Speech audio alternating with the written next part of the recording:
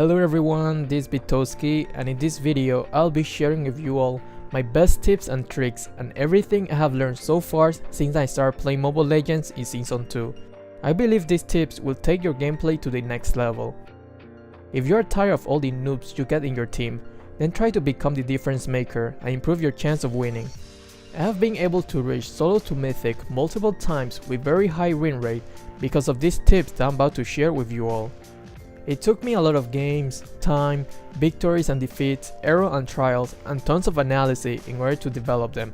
Hopefully they will help you improve your overall gameplay. So first, let's talk about map awareness. I know you have heard that word many times, map awareness. You need to have map awareness. But what exactly is map awareness? Many players think, well, it's just paying attention to the minimap, and they are partially right about that. But that's not the whole story. You should learn how to use the information to the full extent. If you have completely mastered this skill of map awareness, you can somewhat tell to an extent where are the enemies and what they are probably doing or will probably do. And that's how I got labeled as a map hacker in some of my videos.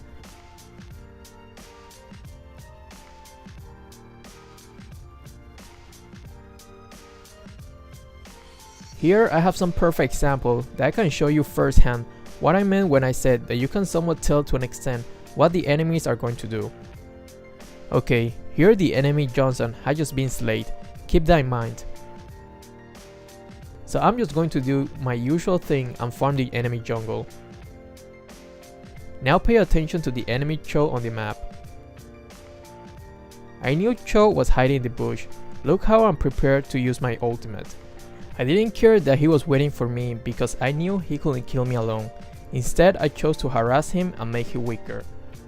Also, my ult has lower cooldown than his ult, so it's a trait that I will take any day. Okay, remember that I said to be aware of Johnson? He has just been respawned, so what do you think he will immediately do when he respawns? Of course, he will use his ult right away and find his next victim. And by looking at the map, I was almost 95.78% sure he was coming for me.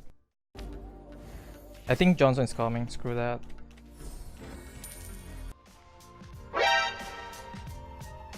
So here, instead of keep running straight back, which will have been a huge mistake because I only have the protection of the tower, I decided to put a last stand and fight next to the tower. And remember, I made Cho waste his ultimate just a moment ago. Now he doesn't have the ult available to use on me.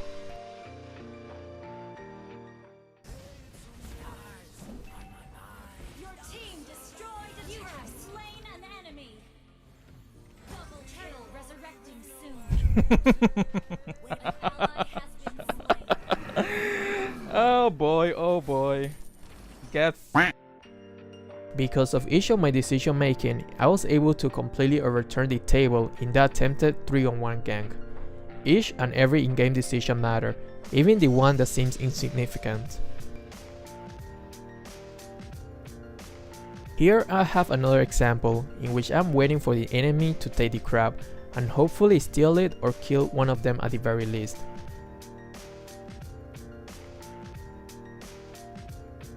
Okay, I killed Gusion, but pay attention to Marty's positioning.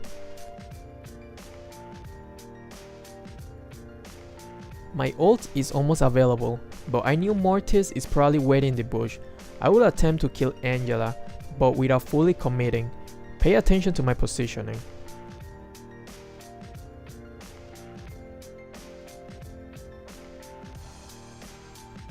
Okay, now I'm going to use one of my favorite moves, the irresistible bait.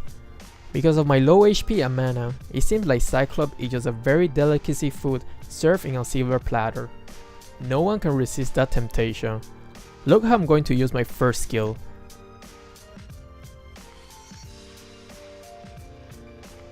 I knew Martis was still there watching and waiting, just like fishing. The fish took the bait and I caught a big one. Okay, in this one I'm waiting for Cho to be a little bit apart from Carrie, so I can kill her first. Once I saw Cho far away, I used my ult thinking Carrie is the only available target, but I guess I was mistaken. However, because of that calculated mistake, I got a double kill. But that's not the important part. Pay attention to the minimap. The enemy's reinforcement has arrived, and I saw the enemy's Guinevere on the map. And you know that if you're caught on her combo, she can one-shot you, so I knew exactly what she will try to do next. So instead of walking straight back, I went to the opposite direction, forward. If you're enjoying all these tips and tricks, pause the video for a few seconds and hit that like, subscribe and the notification bell button. I'll greatly appreciate that.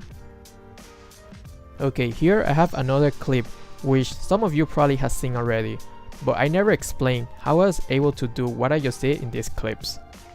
Here I'm using Gord and there's an intense and full team fight going on.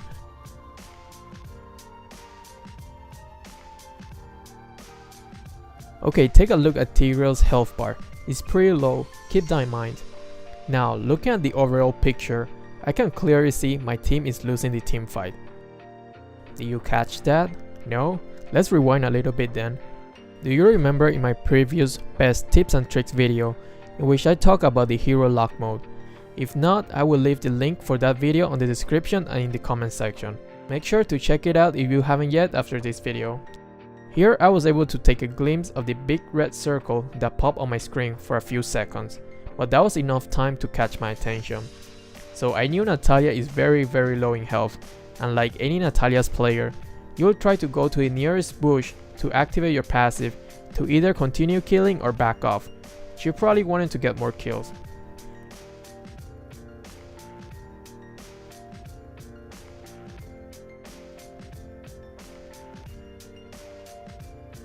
Do you remember that I told you to keep Tigreal low of HP in mind? Well, this is why.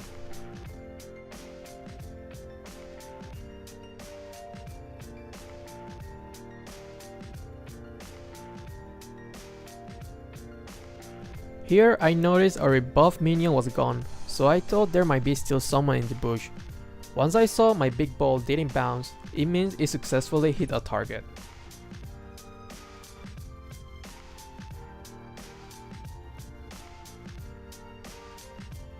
Here Natalia just finished clearing middle lane wave, and for a very brief moment I saw Natalia going to the middle top bush, which means she's probably going to the top lane to kill our marksman.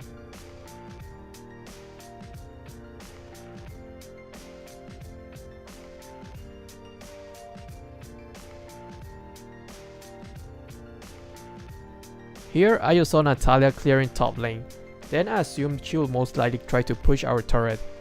And once you pay very close attention to the pattern, you will know which bush she will most likely use.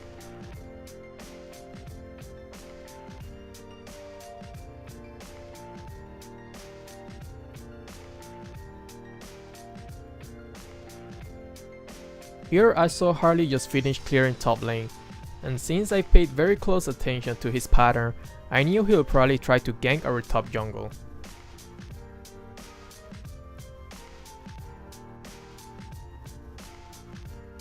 Here pay attention to Hellcro's movement. I felt like that Hellcro wasn't too bad of a player, so I predicted that he will probably want to be unpredictable to our prediction, by going to our jungle instead of going top.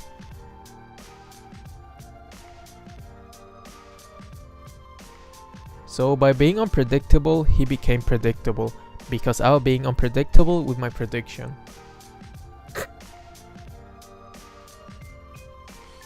Once you have fully mastered this skill of map awareness, you'll be able to increase your chance of winning immensely. It took me a lot of years of mobile experience to be able to achieve this kind of map awareness, but if you keep in mind these tips and tricks during your game, you will see that you will be able to do so much more to change the outcome of the game.